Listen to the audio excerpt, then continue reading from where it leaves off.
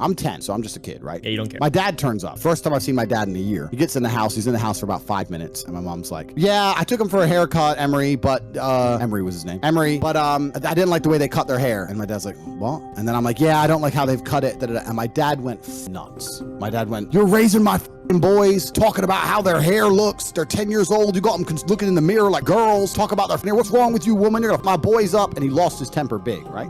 My mom got all scared and said, no, Emery, it's the first time I've seen you in a year. This is why we couldn't be together anymore. You're crazy. You're crazy. Called the police. Told my dad to leave the house because my dad's saying, look, you can't raise my boys. You're gonna raise them for bitches. That lost his temper. My dad was a big guy, scary guy, right? Police came, kicked my dad out. So the first time I see my dad in a year, he gets kicked out of the house in less than an hour. He messages my mom and says, look, I want to see my boys. I don't want to come to the house. I don't want to see you, bitch. I want to see my sons. My mom puts us in a taxi to go over to his hotel. We go to his hotel and he takes me and he marches me down to the hairdresser and he says, son, we're gonna shave all your hair off. And I'm only 10. So I'm like, why? He's like, when you grow up and you become a man, you'll realize that nobody gives a shit about the kind of hair you have. They care about the kind of man you are. They care about your qualities as a man. Haircut is probably the least important thing. Only low quality men are gonna judge themselves on a fucking haircut. If you have any kind of substance, any kind of capability as a man, it doesn't matter what your hair looks like. We're gonna shave your head. So he sat me down in this chair. They start shaving my head, and because I'm only 10, I started crying. Right? I don't know if the kids at school might make fun of me, whatever. I don't know. I'm 10, right? I'm human. I'm a child. I start crying. Shave my head. He sent me back to my mom. My mom went